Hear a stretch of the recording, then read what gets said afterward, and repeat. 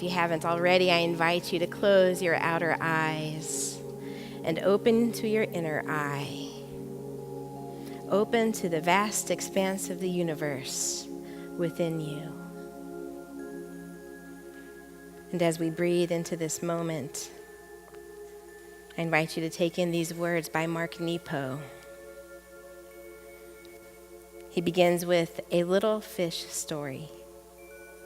The instant fish accept that they will never have arms, they grow fins. I confess I was surprised to wake one day with this knowing about fish. It seems a cone or riddle to decipher. After living with it a while, I've come to feel that it holds another key to faith. That before we can be what we are meant to be, we must accept what we are not. This form of discernment asks us to let go of those grand fantasies that take us out of our nature, that make us work to be famous instead of loving, or perfect instead of compassionate. Yet to the instant, we can accept what is not in our nature rather than being distracted by all we think we could or should be, then all our inner resources are free to transform us into the particular self we are aching to be. This act of acceptance is a risk that frees us because we can't find the growth that awaits us until we give up what is against our very nature. It is this surrender, without knowing what will happen next, that allows our lives to truly unfold.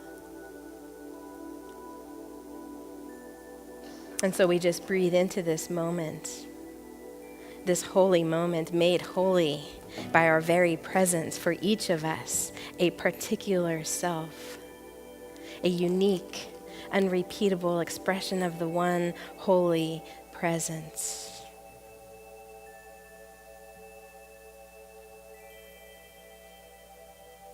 Banded together in community. A particular self, a particular community, a particular moment. And so we just relax into harmony for that which we are meant to be. We release the thoughts of could have or should have, thoughts of conflict, of insecurity, of fear, of unworthiness. We clear it all away, that we create a void to be the particular self we are called to be. We create space to express the particular Christ potential that is ours to express individually and in community.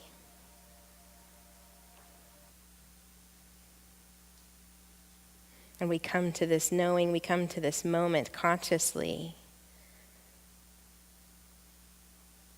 cultivating our soul, cultivating our hearts, cultivating our minds, so that we are in alignment with the true holy presence, expressing, living, moving, having its very being as each particular self. And so as we rise to harmony, we rise to love, we rise to wisdom, we take this knowing and this truth, this precious holy moment, into silence.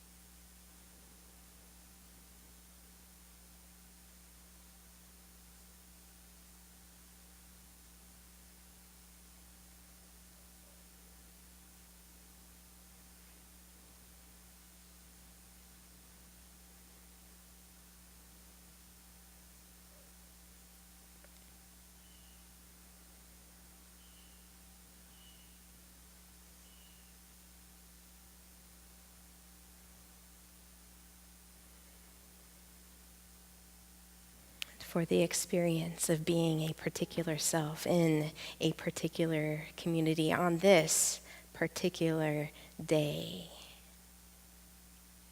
For the knowing of that which we are not, that we may open to that which we are, and for the ability to live fully in that knowing. For the blessings that will pour forth from that living. For the great ideator who instigated it all. For love and for life, we are so grateful.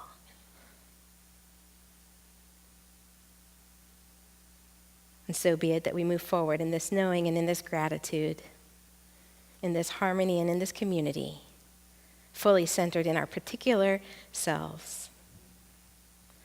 Amen.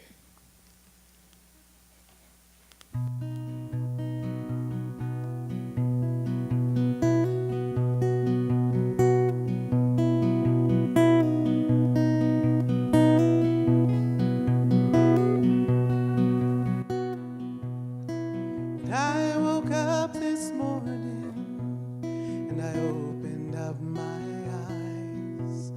I stared out the window, and what to my surprise was a snow-covered hill and the earth standing still for all to see.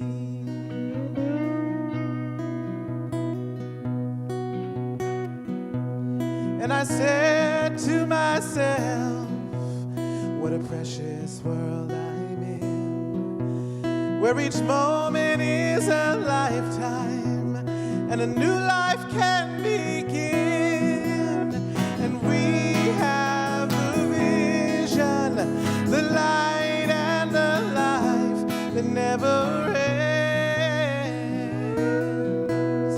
And I am as you are, and we are the universal seed.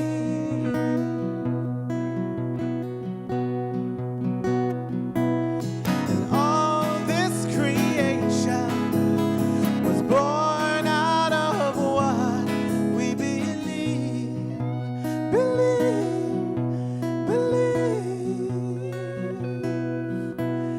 And I do believe, yes, I do believe.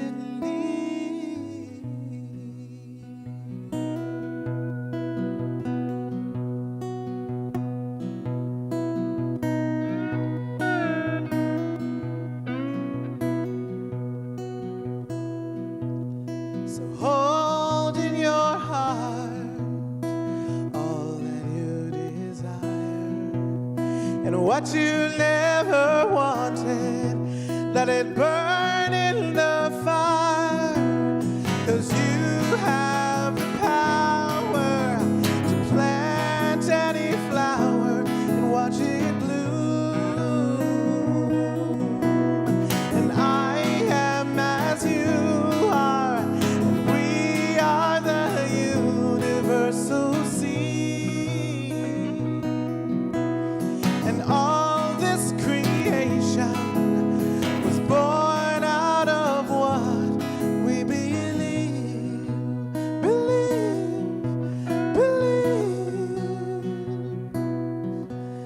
And I do believe, yes, I do believe.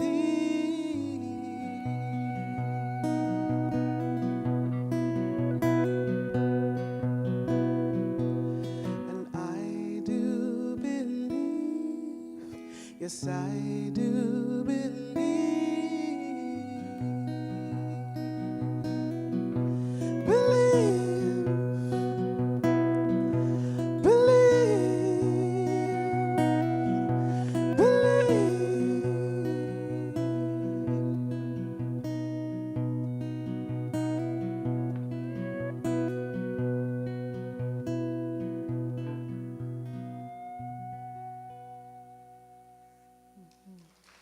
Thank you so much. Thank you, Randy. Thank you. Thank you. That was incredible. Next time I want to bring my saxophone, if that's all right. What a band. Awesome. Thank you. Yes.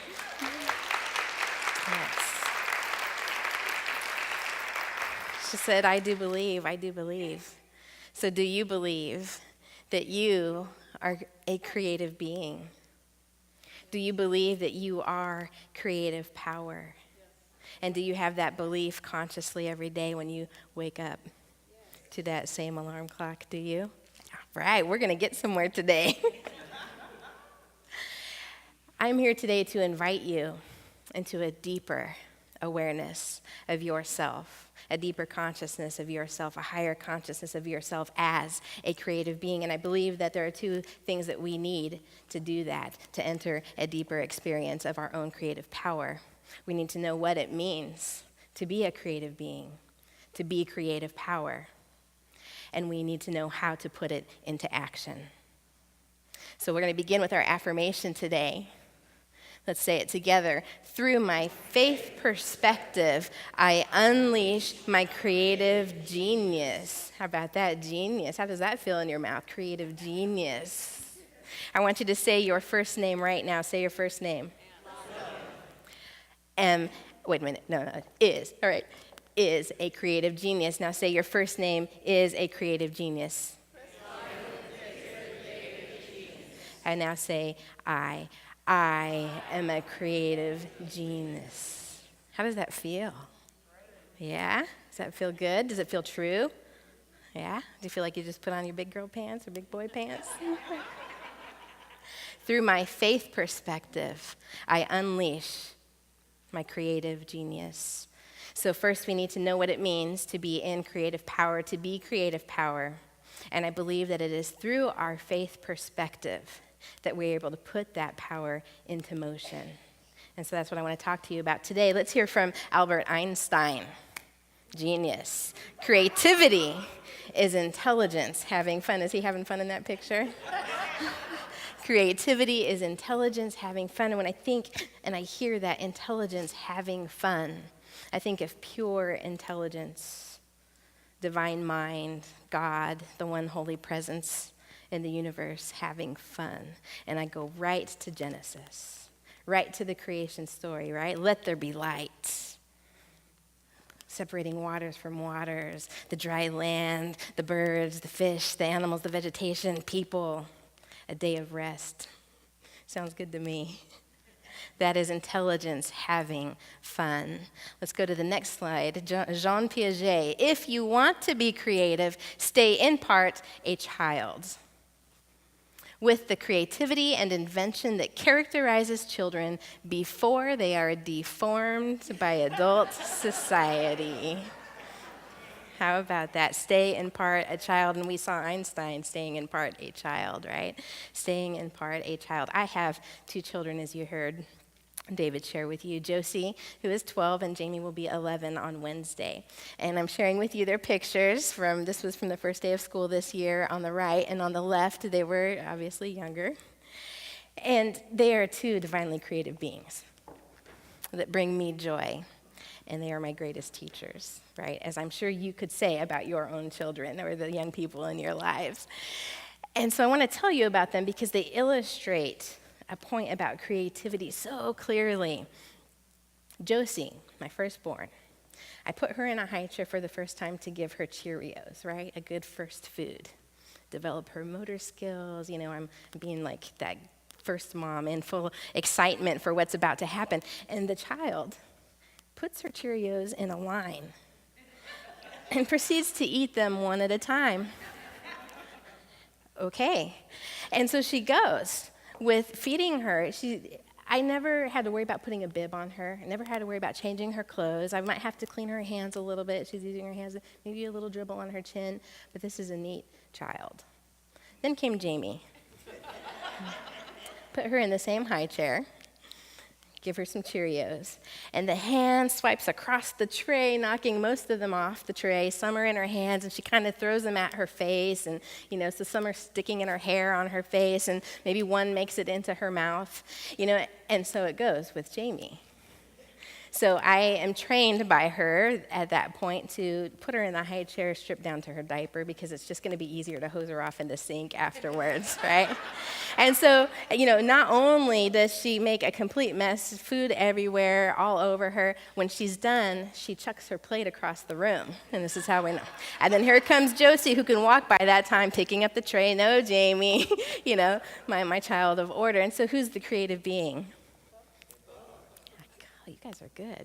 Now, if you were at the first service, no, cheating. They are both the creative being. And so it goes when they start playing with toys. Josie puts her toys in order by color. She has cats and dogs, little figurines, together by breed, stacked in rows, like a little army of cats and dogs.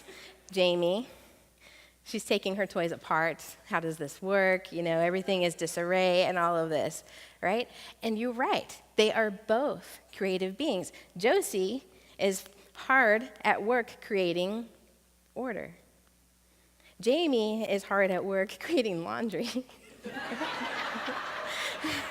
She's creating, or we could say experience. She's creating experience. And I'm so grateful that they have each other to learn to balance those two inclinations out. And for me, it has been extraordinary learning, how to not force Josie into my perception of creativity, break the order up a little bit. I tried that and learned very quickly that brought her stress. It was against her nature, all right? So, chaos. Jamie, order, Josie. When I say the word chaos, what comes to mind? Random, disorder, disarray, fear, maybe, disorganization. Possibility, does that come to mind? Yeah, but when we say the word chaos, that situation is chaos, that room is chaos, that family is chaos. We don't really ever use that in a positive way. We don't say, and it's just full of possibility. That's not usually how the comments go, right? But when we talk about possibility and we talk about potential, and there's this hope and this vibrancy to the words and the way we even use the words. And so I think it's so important to begin the conversation with our ideas and our judgments about chaos. How did I, as a new mother, judge Josie's experience of creativity as very orderly? Now, you already know I'm a musician, so I lean a little more towards Jamie's expression of creativity and order, if you will. So as we examine our use of the word chaos, our use of the word possibility, our understanding and relationship to the meaning that those words hold for us, we can come to the root and the core of how we hold ourselves as creative beings. Genesis, in the beginning, when God created the heavens and the earth was a formless void, and darkness was across the face of the deep. That, my friends, is chaos. That is disorder. That is the unformed. That is pure possibility and pure potential. Maybe a little scary. But if we can live in that moment and embrace that moment, as I'm sure your ministerial call committee has learned to do, right? Live and embrace in the unknown, the unformed, as possibility, as potential. Then what's next? And God said, let there be light. Divine inspiration. And I will tell you that I was stunned when yesterday Robert shared with me about your process of inviting your past ministers back to speak. Divine inspiration. Beautiful. That is an invitation and an intention for healing, for harmony, for identity, right? That is moving in and with your creative power as a community, collectively. And so what we can do individually, we can do in community. So I'm going to stop at the first 2 days because I think that that's the crux, and that's where if we can just live in those 2 days, let there be light, divine inspiration. Day 2, separating the waters from waters, forming a dome above the earth. This is sky, right? We still don't have an attachment to outcome. We still don't know exactly what we're creating. We're not caught up in the shoulds or the coulds or the I need to or possibly not going to. We are just in divine inspiration and intention. And this is where faith comes into play. Day 2 is the experience of faith, for it is faith that separates the waters from waters. It is faith that activates divine intention. Faith is the suspension that is moving in the form, giving shape to that inspiration. And so what is your faith perspective? Do you understand that you are always using faith? You're using it as belief. I do believe. And what is it that you are believing in? Are you believing in what it is that you are called to be? Are you believing in the truth of your being? Or are you believing in the fear? Are you believing in the insecurity? Are you believing in the unworthiness? Are you believing that you should have arms instead of fins? So where is your faith living? Jesus said to Peter, on this rock I will build my church. I give you the keys to the kingdom of heaven. Now, if I could personally influence somebody to interpret the New Testament, I would ask them to have Peter's name changed to Rocky, right? Because in Greek, it's Petros, and rock is Petra, and so it's a play on words that we totally lose in translation. You are Peter, and on this rock I will build my church. You are Rocky, and on this rock I will build my church, and I give you the keys to the kingdom of heaven. The kingdom of heaven is the realm of all possibility. Now, that's how we say that, right? The kingdom of heaven, possibility, potential. Chaos is also the kingdom of heaven, the realm of all potential and possibility. Check our judgments. Check our beliefs. Where are we living in our belief about a given situation? What is our judgment doing to drive us, to help us navigate or give us resistance against our navigation through any given situation? It comes back to intention. To be completely ridiculous, if we were to plant a garden and put, a row of pumpkin seeds and a row of zucchini seeds and maybe some tomatoes or kale, some other good stuff. I don't know anything about gardening, but let's just say we did that. We would not expect the zucchini seed to create an affirmation to become a nice fat round pumpkin. Right? That's ridiculous. I'm not going to affirm myself into pumpkinhood as a zucchini seed. Right? But don't we do that? Don't we do that to ourselves? We get an idea of what we should be, what is a measure of success for a thing that we should be. So it is not a lateral move. When we bring our intention into our creative power, it's not a lateral move over to be like this person or that person. It's not a move across the rows in the garden. It's a move from inward out, creating and living from and expressing outwardly all that we are called to be, all that we are meant to be, all that we are creating.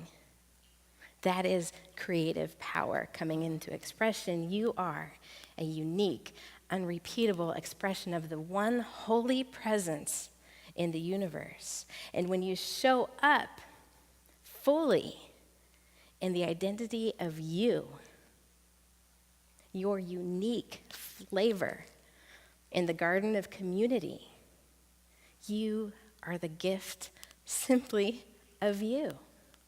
And the community needs you. Your family needs you, not to be a pumpkin or a tomato, but to be you.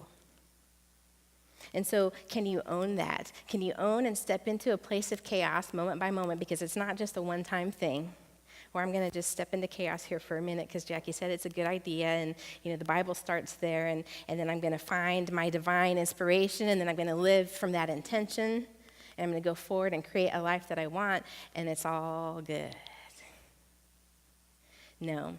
If we were to literally translate in the beginning from the Hebrew, it would sound like, in the beginning of the beginning that is always beginning.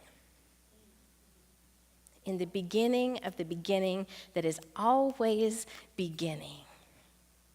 Opportunity. Moment by moment, you are in opportunity to engage and to be present to possibility, to potential, to your unique divine calling of who you are to be in this world. What gift the divine is forcing itself into expression as you. Think of that. There's no mistake there. As you. Can you be with that? Can you be with that even if it's a little scary or overwhelming? Can you sit in the chaos of that, the possibility of that, the potential of you? Open to divine inspiration, just let there be light. Step into intention to create you as full potential into your world, your community, your family, your job, whatever identity you want to hang on your human self, because that's what we do. And can you live in that truth and walk in that truth moment by moment and embrace the chaos as it comes? Welcome it as it comes. And know that it's not a place of disorder. It's a place of the unformed. It's a place of potential. It's a place of opportunity. With the same vibrancy, can you say the word chaos with the same vibrancy that you say possibility, that you say potential? Can you smile and breathe into the chaos? And can you do that when it looks like everyone else is causing the chaos? Because really what that is just resistance to chaos. When there's conflict, that's a resistance to the unformed. So the conflict itself isn't chaos, though we might identify it as such. When I say that is a chaotic situation because there's conflict, there's fighting, there's arguing. I'm thinking of certain political debates. We might try to identify that as chaos, but it's not. It's the resistance to just being with the unformed.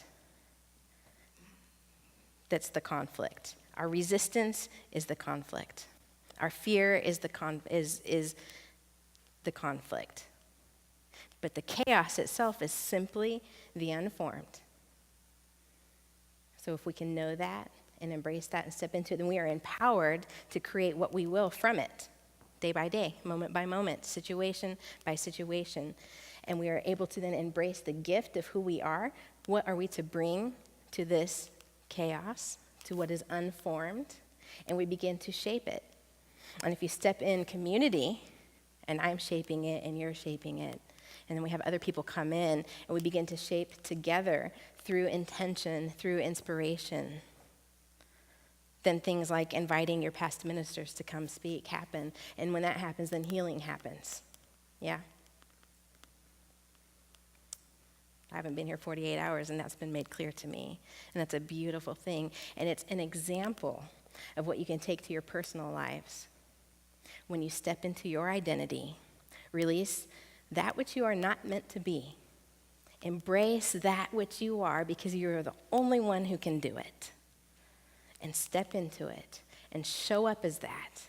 Claim it, be it, know it. Allow your divine inspiration and your intention to flow through it. And then step into the next phase of chaos, possibility, chaos. Can we say it? chaos. Yeah. Step into it and just flourish, right? And live and open in your divine potential, in your Christ potential. And so it is my hope for you, my blessing to you, my desire for you to embrace the chaos in your life, to identify it, to know it, to call it, to say chaos with the same vibrancy, the same hope that you can say possibility and potential. And let there be light, divine inspiration. And as you begin to separate the waters from waters and you take your intention, activated by your faith, your belief in your potential, you, a unique, unrepeatable expression of the one holy presence, you create your life. You live as a creative genius that you are. And so be so blessed in every new discovery that you make, spiritually, emotionally, relationally, in community, as individuals and together. Thank you.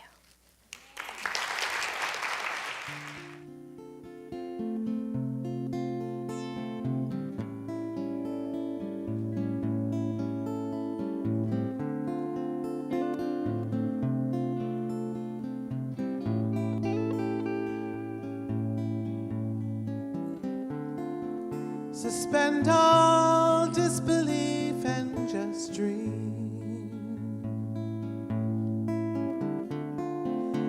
You might be surprised what you will see, 'cause anything is possible. Everything's right here. Anything is possible. It's perfect and it's real.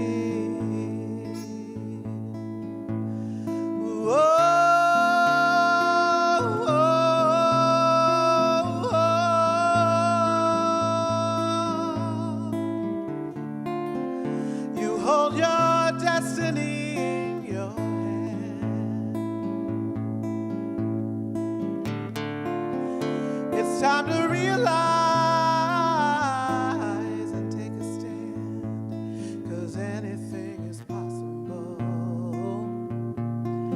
Everything's right here.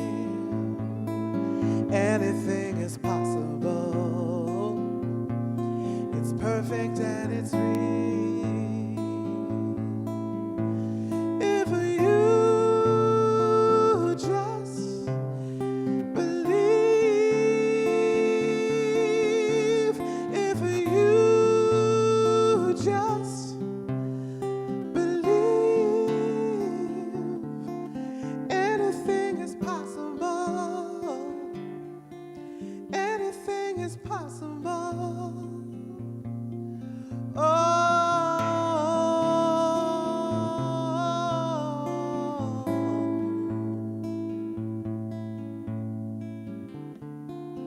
so hold a vision in your heart,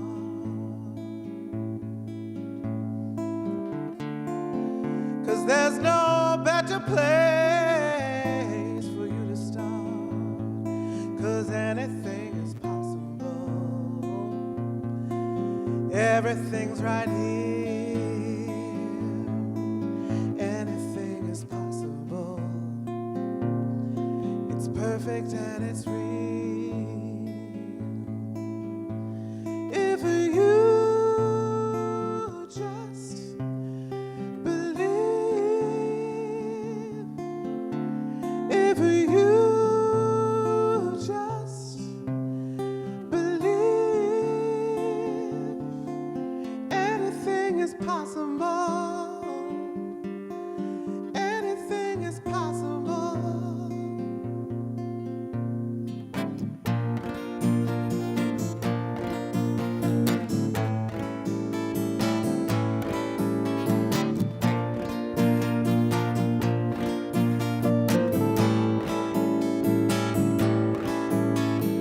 Be the vision, be the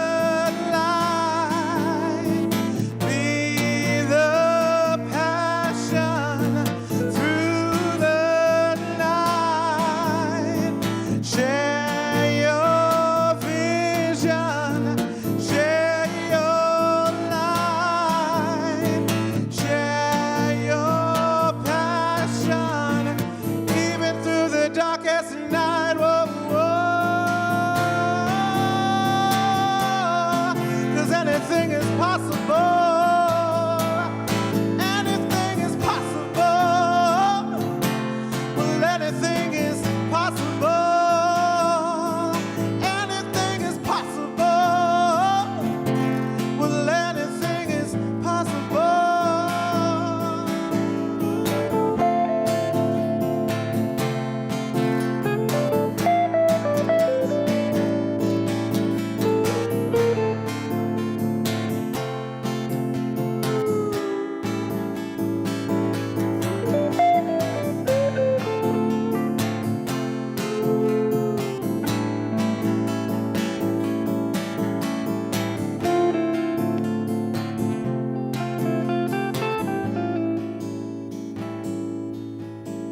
If you just believe, if you just believe, anything is possible. Well, anything is possible. Anything is possible. Well, anything is possible.